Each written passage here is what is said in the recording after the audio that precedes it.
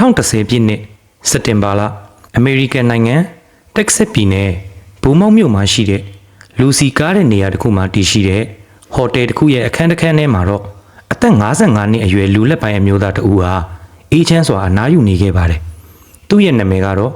Grigory Flanagan လို့ခေါ်ပါတယ်။ Grigory ကလုပ်ငန်းကိစ္စနဲ့အဲ့ဒီမြို့ကိုရောက်ရှိနေတာဖြစ်ပြီးတော့တာမန်ရက်တွေမှာဆိုအလုပ်လုပ်တယ်ပြီးရင်ဟိုတယ်ခန်းကိုပြန်လာပြီးတော့အနားယူတတ်တဲ့ပုံမှန်လူတစ်ယောက်ပါအဲ့ဒီနေ့ညမှာလေသူဟာ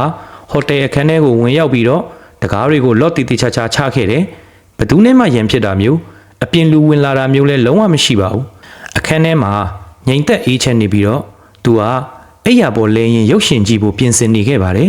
ဒါပေမဲ့နောက်နေ့မနေ့ခင်းရောက်လာတဲ့အခါမှာတော့လုံးဝမမျှော်လင့်ထားတဲ့ထိတ်လန့်စရာအဖြစ်အပျက်တစ်ခုဖြစ်ပွားလာပါတော့တယ်ဟိုတယ်ဝန်ထမ်းတွေကGrigory ရဲ့အခန်းကိုတွားရောက်စစ်ဆေးလိုက်တဲ့အခါမှာတော့ Grigory ဟာသူ့ရဲ့ဟိုတယ်အခန်းတွင်းထဲမှာတည်ဆုံနေတာကိုတွေ့ရှိခဲ့ရပါတယ်။အံ့ဩစရာကောင်းတာကဟိုတယ်အခန်းတကားကိုအတွင်းဘက်ကနေလွတ်ချထားတာဖြစ်ပြီးတော့ပဒင်းပေါက်တွေအားလုံးကလည်းအကောင့်ပကတိအတိုင်းအလုံးပိတ်လက်သားရှိနေပါတယ်။အခန်းထဲမှာအဓမ္မဝင်ရောက်ကျူးကျော်ထားတဲ့ဖြစ်စည်းထားတဲ့လက္ခဏာတစ်စုံတရာမှမရှိသလိုရုံးကန်တိုက်ခိုက်ခဲ့တဲ့ပုံစံမျိုးလည်းလုံးဝမတွေ့ရပါဘူး။ရဲတပ်ဖွဲ့နဲ့ဆေးဘက်ဆိုင်ရာတာဝန်ရှိသူတွေရောက်ရှိလာပြီးပထမဆုံးစစ်ဆေးချက်အရGrigoryတယောက်တဘာဝအတိုင်းနှလုံးရောဂါနဲ့ရုတ်တရက်ကွယ်လွန်သွားခဲ့တာဖြစ်နိုင်တယ်လို့ကောက်ချက်ချခဲ့ပါတယ်။အပြင်ဘက်မှာခန္ဓာကိုယ်ကိုထင်ရှားတဲ့ဒဏ်ရာတန်ချက်တစ်စုံတရာမှမတွေ့ရတာကြောင့်ဒါဟာတာမန်ယောဂါကြောင့်သိဆုံးမှုတစ်ခုလို့သာအားလုံးကထင်မှတ်ခဲ့ကြပါတယ်။ဒါပေမဲ့အဲ့ဒီလိုတွေးထင်ထားချက်တွေဟာလုံးဝမှားယွင်းနေတယ်ဆိုတာကိုနောက်ပိုင်းမှာထွက်ပေါ်လာမယ့်စစ်စစ်ချက်အဖြေတွေကသက်သေပြတော့မှာဖြစ်ပါတယ်။ပြင်ပပယောကလုံးဝမရှိဘူးလို့ထင်ရတဲ့ဒီလော့ချထားတဲ့ဟိုတယ်အခန်းလေးထဲမှာဘယ်လိုလျှို့ဝှက်စမ်းကြယ်မှုတွေကဖုံးကွယ်နေခဲ့တာလဲဟိုတယ်အခန်းတွင်းမှာရုတ်တရက်တည်ဆုံသွားခဲ့တဲ့Grigoryရဲ့အဖြစ်အပျက်ကပထမတစ်ချက်ကြည့်လိုက်ရင်တော့ဘလို့မှတန်တရားဖြစ်เสียမရှိတဲ့တဘာဝအတိုင်းနှလုံးဖောက်ပြီးတည်ဆုံသွားတဲ့ပုံစံမျိုးပါပဲအခန်းတကားကအလုံးပိတ်လော့ချထားတယ်ပဒင်းပေါက်တွေလည်းလုံနေတယ်အပြင်လူဝင်လာတဲ့အရေးအယောင်လုံးဝမရှိဘူးဒါကြောင့်အခင်းဖြစ်ပွားရနေရာကိုရောက်လာတဲ့ရဲတပ်ဖွဲ့နဲ့အရေးပေါ်တာဝန်ရှိသူတွေတောင်မှဒါဟာစီးပညာအရာတာမန်နှလုံးယောဂါကြောင့်ရုတ်တရက်အသက်ဆုံးရှုံးရတာဖြစ်မယ်လို့ကနဦးကောက်ချက်ချခဲ့ကြတာပါဒါပေမဲ့ဥပဒေစိုးမိုးရေးနဲ့ရဲတပ်ဖွဲ့ရဲ့လှုပ်ထုံးလုပ်နည်းတွေမှာအရေးကြီးတဲ့အချက်တစ်ခုရှိပါတယ်အထူးသဖြင့်ရှင်းပြလို့မရတဲ့အခြေအနေမျိုးနဲ့လူတစ်ယောက်ရုတ်တရက်တည်ဆုံးသွားတဲ့အခါတိုင်းမှာအလောင်းကိုရင်ခွဲစစ်ဆေးမှုပြုလုပ်ရစမြဲပါပဲအဲ့ဒီအတိုင်းပဲGrigoryရဲ့ရုပ်အလောင်းကိုမြို့နယ်ဆေးရုံကြီးရဲ့ရင်ခွဲရုံစီကိုပို့ဆောင်ခဲ့ပြီးတော့ဆေးပညာရှင်တွေကအသေးစိတ်စစ်ဆေးမှုတွေစတင်ခဲ့ကြပါတယ်အစပိုင်းမှာရင်ခွဲစစ်ဆေးနေစဉ်အတွင်းဆရာဝန်တွေရဲ့မျက်နှာထားတွေဟာတဖြည်းဖြည်းနဲ့တင်းမာလာခဲ့ပါတယ်ဘာဖြစ်လို့လဲဆိုတော့ Grigoryရဲ့ပြင်ပခန္ဓာကိုယ်အရေးပြားပေါ်မှာဘလို့ထင်ရှားတဲ့ဒဏ်ရာတန်ချက်မှမရှိပေမဲ့သူတို့ခန္ဓာကိုယ်အတွင်းပိုင်းကိုဝင်ရောက်ကြည့်ရှုလိုက်တဲ့အချိန်မှာတော့လုံးဝမယုံနိုင်စရာကောင်းလောက်အောင်ကြောက်မဲ့ဖွယ်ကောင်းတဲ့မြင်ကွင်းတစ်ခုကိုတွေးလိုက်ရလို့ပဲဖြစ်ပါတယ်Grigoryရဲ့ရင်ဘတ်နဲ့ဝမ်းပိုက်အတွင်းမှာရှိတဲ့အဓိကအင်္ဂါအစိတ်အပိုင်းတွေဟာပြင်းထန်တဲ့အရှိန်အဟုန်ပြင်းတဲ့ထိခိုက်မှုကြီးတစ်ခုကြောင့်အလွန်အမင်းဖြစ်စီနေတာကိုတွေ့ရှိခဲ့ရပါတယ်။သူ့ရဲ့အသေးအဆုတ်တစ်ဝိုက်မှာသွေးကြောတွေပြတ်တောက်ကုန်ပြီးတော့အတွင်းပိုင်းသွေးယိုစီးမှုတွေအကြီးအကျယ်ဖြစ်ပွားခဲ့တာပါ။ဒါဟာတစုံတစ်ယောက်ကသူ့ကိုအလွန်ပြင်းထန်တဲ့အားနဲ့ထိုးနှက်ခဲ့တာဒါမှမဟုတ်လေးလံတဲ့အရာဝတ္ထုတစ်ခုခုနဲ့ပြင်းပြင်းထန်ထန်ပြစ်ပေါက်ခံလိုက်ရတယ်လို့မျိုးတန်ရာအမျိုးအစားဖြစ်နေပါတယ်။အဲ့ဒီထက်ပိုပြီးစမ်းကြယ်တာကဒီလိုပြင်းထန်တဲ့အတွင်းပိုင်းဖြစ်စီမှုတွေဖြစ်စေခဲ့တဲ့တန်ရာမျိုးဟာလူတစ်ယောက်ကိုချက်ချင်းလဲကျသွားစေနိုင်ပြီးပြင်ပအရေးပြားမှာတော့ထင်ရှားတဲ့ထိုးချက်ဒဏ်ရာဒါမှမဟုတ်သွေးထွက်တဲ့ဒဏ်ရာကြီးတွေကြီးကြီးမားမားမပေါ်လာဘဲနဲ့အရေးပြားအောက်ပိုင်းမှာဓာတ်ရိုက်တက်ရောက်သွားနိုင်တဲ့သဘောတရားရှိနေတာပါပဲဆရာဝန်တွေဟာအလောင်းကိုပို့ပြီးသေချာထပ်မံစစ်ဆေးကြည့်လိုက်တဲ့အခါမှာတော့အံ့ဩစရာကောင်းတဲ့အချက်တစ်ခုကိုထပ်ပြီးရှာဖွေတွေ့ရှိသွားခဲ့ပါတယ်အဲ့ဒါကတော့Grigoryရဲ့ဘယ်ဘက်ရင်ဘတ်နာကအရေးပြားပေါ်မှာအလွန်တရာမှသေးငယ်ပြီးတော့ပါးလွာတဲ့အဝိုင်းပုံစံအပေါက်ငယ်လေးတစ်ခုကိုတွေးလိုက်ရတာပဲဖြစ်ပါတယ်အဲ့ဒီအပေါက်ငယ်လေးကိုမြင်လိုက်ရတဲ့အချိန်မှာဆရာဝန်တွေနဲ့စုံစမ်းစစ်ဆေးရေးမှုတွေရဲ့ရင်ထဲမှာအေးဆက်တုန်လှုပ်သွားခဲ့ပါတယ်ဘာဖြစ်လို့လဲဆိုတော့ဒါဟာတာမန်ထိခိုက်ဒဏ်ရာမဟုတ်ပါဘူးဒါဟာအရှိန်အဟုန်ပြင်းပြင်းနဲ့ဝင်ရောက်လာတဲ့ကြီးစံတတောင်းရဲ့ထိုးဖောက်ဝင်ရောက်မှုကြောင့်ဖြစ်ပေါ်လာတဲ့ကြီးစံဒဏ်ရာကြီးဖြစ်နေလို့ပါပဲတနက်ကြီးစံတတောင်းကGrigoryရဲ့ခန္ဓာကိုယ်ကိုဖောက်ထွက်သွားခဲ့ပါပြီဒါပေမဲ့အဓိကဗဟိနိကြီးကဒီနေရာမှာစတင်တာဖြစ်ပါတယ်တကယ်လို့ဒါဟာတနက်ကြည်စံကြောင့်ဖြစ်တယ်ဆိုရင်အဲ့ဒီတနက်ကဘယ်မှာလဲ ဂရီဂိုရီနေထိုင်တဲ့ဟိုတယ်အခန်းထဲမှာတနက်ပစ်ဖောက်ခဲ့တဲ့အရေးအယောင်ကြည်စံခွန်ဒါမှမဟုတ်တနက်တန်ကိုကြားခဲ့ရတယ်ဆိုတဲ့သက်သေလုံးဝမရှိပါဘူးပြီးတော့အခန်းကလော့ချထားတဲ့ပရင်းပေါက်တွေကအလုံးပိတ်ဖြစ်နေတယ်အပြင်ကနေတနက်နဲ့လမ်းပစ်တယ်ဆိုရင်တော့ဟိုတယ်ရဲ့ပရင်းပေါက်မှန်တွေမှာကြည်စံဖောက်ဝင်သွားတဲ့အပေါက်ရဘာတစ်ခုမှမရှိပါဘူးဒါဆိုရင်ဒီတနက်ကြည်စံဟာဘယ်ကနေဘလို့ရောက်ခဲ့တာလဲလော့ချထားပြီးဘသူမှဝင်လို့မရတဲ့အခန်းထဲမှာအိပ်ပျော်နေတဲ့ဒီလူလက်ပိုင်းအမျိုးသားကိုဘသူကဘလို့နီးနဲ့တနက်နဲ့လမ်းပစ်ခဲ့တာပါလဲရင်ခွဲစစ်ဆေးချက်အဖြေတွေအရ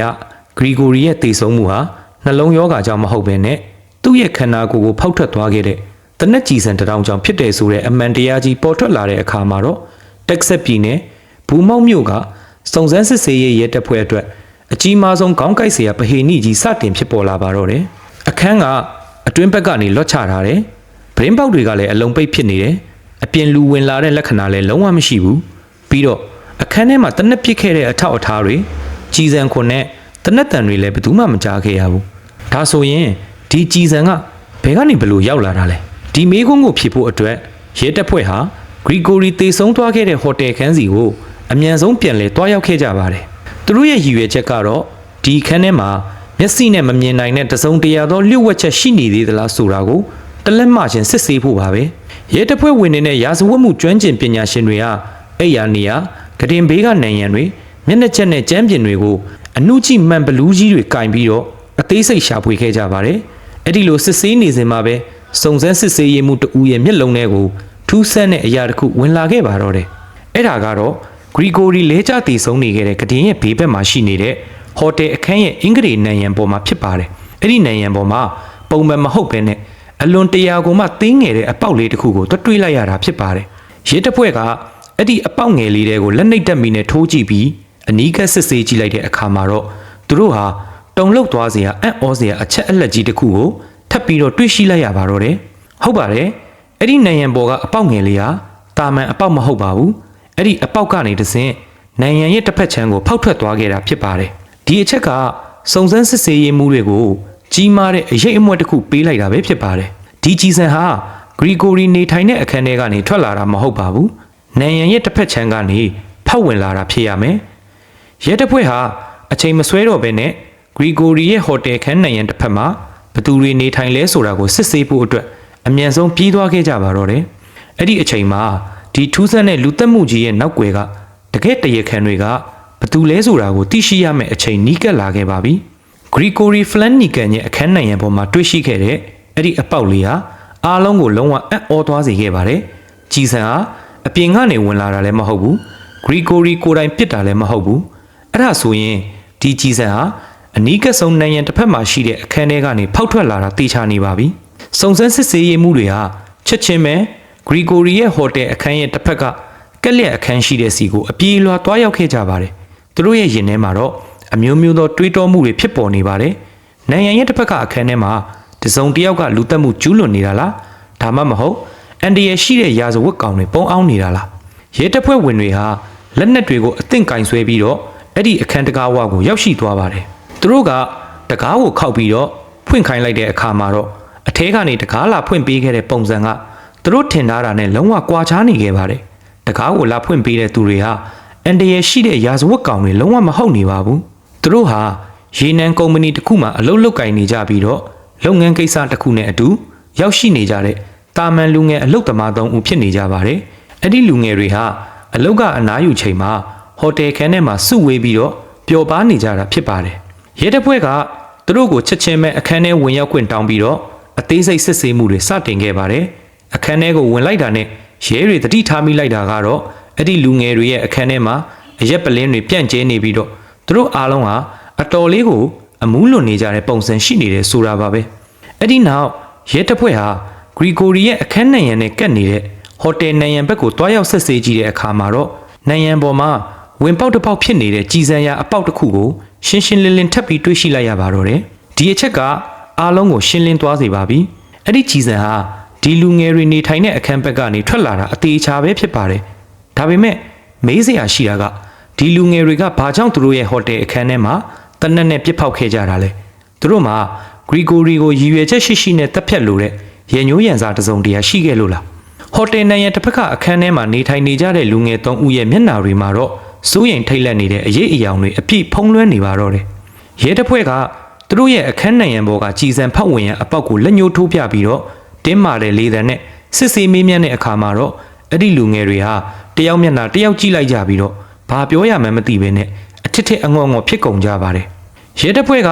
အခန်းတစ်ခုလုံးကိုစတင်ရှာဖွေစစ်ဆေးခဲ့ပါတယ်။အဲ့ရခင်းတွေဗီဒီယိုတွေခီးဆောင်အိတ်တွေကိုတစ်ခုချင်းလန်လောရှာဖွေနေစင်မှာပဲစုံစမ်းစစ်ဆေးရေးမှုတဦးဟာကတင်အောက်ဘက်ကိုလက်နှိပ်တက်ပြီးနဲ့ထိုးကြည့်လိုက်တဲ့အခါမှာတော့အလွန်အမင်းအန်ဒီရဲ့ကြီးမားတဲ့အရာတစ်ခုကိုတွေ့ရှိလိုက်ပါတယ်။အဲ့ဒါကတော့ကင်ဆောင်ခွင့်လက်မှတ်အပြည့်အစုံနဲ့အစစ်မြင့်တနက်တလက်ဖြစ်နေတာဖြစ်ပါတယ်။ရဲတပ်ဖွဲ့ကအဲ့ဒီတနက်ကိုကောက်ယူပြီးစစ်ဆေးကြည့်လိုက်တဲ့အခါမှာတော့တနက်ရဲ့ကြီးတောင်းထဲမှာကြီးစံတစ်တောင်းညော့နေခဲ့တာကိုတွေ့ရှိခဲ့ရပါတယ်။ပြီးတော့အဲ့ဒီတနက်ကြီးစံရဲ့ပုံစံနဲ့ဂရီဂိုရီရဲ့ကိုခန္ဓာကိုဖောက်ထွက်သွားခဲ့တဲ့ကြီးစံဟာအမျိုးအစားရောအရွယ်အစားပါအတိအကျကိုက်ညီနေခဲ့ပါတယ်။ဒီအချက်ကအားလုံးကိုအဖြေပေါ်သွားစေပါပြီ။ဟိုတယ်အခန်းနိုင်ငံကိုဖောက်ထွက်သွားပြီးတော့ဂရီဂိုရီကိုတည်စေခဲ့တဲ့ကြီးစံဟာဒီတနက်ကနေထွက်ပေါ်လာခဲ့တာအမှန်တရားပါပဲ။ရဲတပ်ဖွဲ့ကအဲ့ဒီလူငယ်3ဦးကိုတင်းတင်းကြပ်ကြပ်ဆက်လက်စစ်ဆေးမေးမြန်းလိုက်တဲ့အခါမှာတော့သူတို့ရဲ့ပါဇက်ကနေထွက်လာတဲ့အမှန်တရားကတကယ်ကိုမယုံနိုင်စရာကောင်းလောက်အောင်ရိုးစင်းလွန်းသလိုတစ်ချိန်တည်းမှာပဲအလွန်တရာမှဆင်ချင်တုံတရားကင်းမဲ့လွန်းနေခဲ့ပါတယ်။အဲ့ဒီလူငယ်တွေထွက်ဆိုချက်အရာအဖြစ်အပျက်ကဒီလိုဖြစ်ခဲ့တာပါ။အဲ့ဒီညကသူတို့ဟာဟိုတယ်အခန်းထဲမှာအရက်တွေတောက်စားပြီးပျော်ပါနေကြရင်နဲ့သူတို့တွေကတယောက်ကသူဝယ်လာတဲ့တနက်အသစ်ဆက်ဆက်ကိုအခန်းပေါ်တွေကိုဂုံယူဝင့်ကြွားခြင်းစောနဲ့ထုတ်ပြခဲ့ပါတယ်။တနက်ကိုကင်တွယ်ကြည့်နေကြရင်နဲ့သူတို့တွေကလူတယောက်ဟာတနက်ထဲမှာကြီးစံတစ်တောင်အသင့်ပါဝင်နေတဲ့ဆိုတာကိုလုံးဝမသိခဲ့ပါဘူး။ပြီးတော့တနက်ရဲ့လုံခြုံရေးခလုတ်ကိုပိတ်ထားဖို့မေ့လျော့နေခဲ့ကြတာပါ။သူတို့ဟာအရက်မူးနေတဲ့အချိန်နဲ့တနက်ကိုကင်ပြီးပျော်စရာအနေနဲ့တယောက်နဲ့တယောက်ဟန်ပြပြီးတော့ရေမောဆော့ကစားနေခဲ့ကြပါတယ်။အဲ့ဒီလိုဆော့ကစားနေစဉ်အတွင်းမှာအမတ်မထင်ပဲတနက်ရဲ့ခလုတ်ကိုမတော်တဆညှစ်မိသွားခဲ့ပါတယ်။ဒိုင်းဆိုတဲ့အတန်နဲ့အတူတနက်ကြီးစံဟာအခန်းထဲမှာထွက်ပေါ်လာခဲ့ပါတယ်။ဒါပေမဲ့သူတို့ထင်ထားခဲ့တာကအဲ့ဒီကြီးစံဟာဟိုတယ်အခန်းထဲကနေလေဟာနယ်တဲကိုပဲထွက်သွားတာဖြစ်မယ်။ဒါမှမဟုတ်ဘသူ့ကိုမှမထိခိုက်လောက်ဘူးလို့ယူဆခဲ့ကြတာပါ။သူတို့ဟာတနက်တန်ကျေလောင်သွားလွန်းလို့ခဏတာတုံလုတ်သွားခဲ့ကြပြီမဲ့ဘေးအခန်းမှာဘသူရှိနေလဲဆိုတာကိုလုံးဝမသိခဲ့ကြပါဘူး။ကြီးစံဟာသူတို့ရဲ့အခန်းနိုင်ငံကိုထိုးဖောက်ဝင်ရောက်သွားခဲ့ပြီးတော့နိုင်ငံတစ်ဖက်ကဟိုတယ်အခန်းမှာအေးအေးချမ်းချမ်းအိတ်ဆက်အနားယူနေတဲ့ဂရီဂိုရီရဲ့ခန္ဓာကိုယ်စီကိုဓာတ်ရိုက်ရောက်ရှိသွားခဲ့တာဖြစ်ပါတယ်။သူတို့ရဲ့မစင်မချင်းအပျော်သဘောကင်တွယ်ဆော့စားခဲ့မှုတစ်ခုတည်းကြောင့်လုံးဝမသက်ဆိုင်တဲ့အပြစ်မဲ့လူတစ်ယောက်ရဲ့အသက်ကိုနှုတ်ယူလိုက်မိတယ်ဆိုတဲ့အမှန်တရားကိုသိလိုက်ရတဲ့အချိန်မှာတော့အဲ့ဒီလူငယ်တွေရဲ့မျက်နှာတွေမှာအလွန်အမင်းတုန်လှုပ်ခြောက်ခြားသွားခဲ့ကြပါတော့တယ်။ဟိုတယ်အခန်းနိုင်ငံကိုဖောက်ထွက်သွားခဲ့တဲ့ကြည်စံဟာဘေးအခန်းကလူငယ်တွေရဲ့မစင်မချင်းတနက်ကင်စောကစားမိရာကနေထွက်ပေါ်လာတာဖြစ်တယ်ဆိုတာကိုဝန်ခံခဲ့ကြပါပြီ။ဒါပေမဲ့ဒီအဖြစ်အပျက်ဟာလူတွေကိုအမုန်းဆုံးနဲ့အထိတ်လန့်ဆုံးဖြစ်စေခဲ့တာကတော့အဲ့ဒီလူငယ်တွေဟာကြည်စံထွက်သွားပြီးနောက်ပိုင်းမှာလှုပ်ဆောင်ခဲ့တဲ့အပြုအမူတွေပဲဖြစ်ပါတယ်။တနက်ကြည်စံထွက်သွားတဲ့အချိန်တုန်းကသူတို့ရဲ့အခန်းနိုင်ငံမှာကြည်စံဖောက်သွားတဲ့အပေါက်ကြီးတစ်ခုဖြစ်ပေါ်သွားခဲ့ပါတယ်။အဲ့ဒီအခါမှာသူတို့ဟာဘေးအခန်းကိုတွားရောက်ကြည့်ရှုပြီးတော့ဘသူ့ကိုမှထိခိုက်သွားတာရှိမရှိစစ်ဆေးဖို့လုံးဝမလုပ်ခဲ့ကြပါဘူး။အဲ့ဒီအစားသူတို့ရဲ့ကြောက်စိတ်နဲ့တာဝန်ကင်းမဲ့မှုကိုဖုံးကွယ်ဖို့အတွက်အလွန်တရာမှယွန်စရာကောင်းတဲ့နီးလန်းတစ်ခုကိုအသုံးပြုခဲ့ကြပါတယ်။အဲ့ဒါကတော့နိုင်ငံပေါ်မှာပေါက်နေတဲ့ကြည်စံရာအပေါက်ကိုတွားလိုက်ဆေးနဲ့တစ်ရှူးစတွေသုံးပြီးတော့အပေါ်ယံမှာတိတိတတ်တာမရှိအောင်တတ်တရရဲ့လိမ့်ချံဖုံးကွယ်ဖြစ်ခဲ့ပါတယ်။အဲ့ဒီလိုနိုင်ငံကိုတွားလိုက်ဆေးနဲ့ပြင်ဆင်ပြီးတော့တဲ့အခါမှာတော့သူတို့ဟ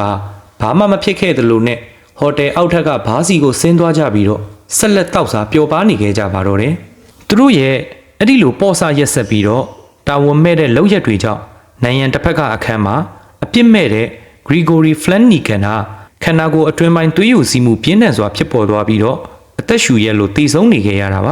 ါတကယ်လို့သာသူတို့တွေဟာအဲ့ဒီအချိန်ကတာဝန်ယူမှုရှိရှိနဲ့ဟိုတယ်ဝန်ထမ်းကိုအကြောင်းကြားခဲ့မယ်ဒါမှမဟုတ်စေးရုံကားကိုခေါ်ပေးခဲ့မယ်ဆိုရင်ဂရီဂိုရီရဲ့အသက်ကိုတေချာပေါက်ကဲတင်နိုင်ခဲ့မှာဖြစ်ပါတယ်ဒါပေမဲ့သူတို့ရဲ့ကြောက်ရွံ့မှုနဲ့အတ္တဆန်မှုတွေကလူတယောက်ရဲ့အသက်ကိုရယူသွားခဲ့တာပဲဖြစ်ပါတယ်ရဲတပ်ဖွဲ့ကဒီအချက်အလက်တွေအားလုံးကိုစုဆောင်းရရှိပြီးတဲ့နောက်မှာတော့တနက်ကင်ဆောင်ပြီးတော့မတော်တဆဖြစ်ခတ်မှုကျူးလွန်ခဲ့တဲ့အဓိကတရားခံ Lance Robert Mueller နဲ့အခြားပါဝင်ပတ်သက်သူတွေကိုတရားစွဲဆိုခဲ့ပါတယ်။တရားရုံးမှာစစ်ဆေးလိုက်တဲ့အချိန်တွေမှာတရားသူကြီးကိုယ်တိုင်ကတရားခံရဲ့အပြုအမူတွေကို ပြင်းပြင်းထန်ထန်ပြစ်တင်ဝေဖန်ခဲ့ပါတယ်။နိုင်ရန်ကိုတွားတိုက်စိမ်းနဲ့ဖုံးကွယ်ပြီးတော့ဘာမှအရက်ဆက်တောက်နေခဲ့တဲ့သူတို့ရဲ့လုပ်ရက်ဟာရာဇဝတ်မှုကိုပိုပြီးဆိုးရွားစေခဲ့တယ်လို့ဆိုခဲ့ပါတယ်။နောက်ဆုံးမှာတော့တရားရုံးကအဓိကတရားခံဖြစ်တဲ့ Lance Robert Mueller ကိုလူတက်မှုဖြင့်ထောင်ဒဏ်10နှစ်အပြစ်ဒဏ်ချမှတ်ခဲ့ပါတော့တယ်။အပြင်ပန်းမှာတော့ဓားရတနက်ရလုံးဝမရှိဘဲနဲ့တာမန်အတိုင်းတည်ဆုံသွားခဲ့တယ်လို့ထင်ရတဲ့ဒီလော့ချထားတဲ့ဟိုတယ်ခန်းအတွင်းကလျှို့ဝှက်စမ်းကြယ်မှုကြီးဟာစုံစမ်းစစ်ဆေးရေးမှုတွေရဲ့ဇွဲလုံးလားနဲ့တိတ်ပန်နေကြစစ်ဆေးမှုတွေကြောင့်သာမပေါ်ပေါက်လာခဲ့ရင်ဂရီဂိုရီရဲ့တည်ဆုံမှုဟာထာဝရဖုံးကွယ်သွားမယ်အမှန်တရားတစ်ခုဖြစ်သွားခဲ့မှာအသေးချာပဲဖြစ်ပါတယ်ဒီဇလန်ကတော့လူဘဝရဲ့မထင်မှတ်စရာမတော်တဆမှုတွေနဲ့အတူအမားကိုဖုံးကွယ်ဖို့ကြိုးစားတဲ့အခါဖြစ်ပေါ်လာတတ်တဲ့စိုးကြိုးစိုးပြစ်တွေအကြောင်းကိုကဘာကြီးကိုသင်ခန်းစာပေးသွားခဲ့ပါတော့တယ်ဒီနေ့ကျွန်တော်ပြောပြသွားခဲ့တဲ့ဂရီဂိုရီရဲ့ဇလန်အကြောင်းအရာလေးကတော့ဒီနေရာမှာပဲနှိကုံချုပ်လိုက်ပါပြီကျွန်တော်တင်ဆက်ပေးသွားခဲ့တဲ့အကြောင်းအရာတွေမှာသတင်းအချက်လက်လွဲမှားမှုတွေသတင်းအချက်လက်မပြည့်စုံမှုတွေရှိခဲ့မယ်ဆိုရင်တော့နားလည်ပေးဖို့မေတ္တာရက်ခံပါတယ်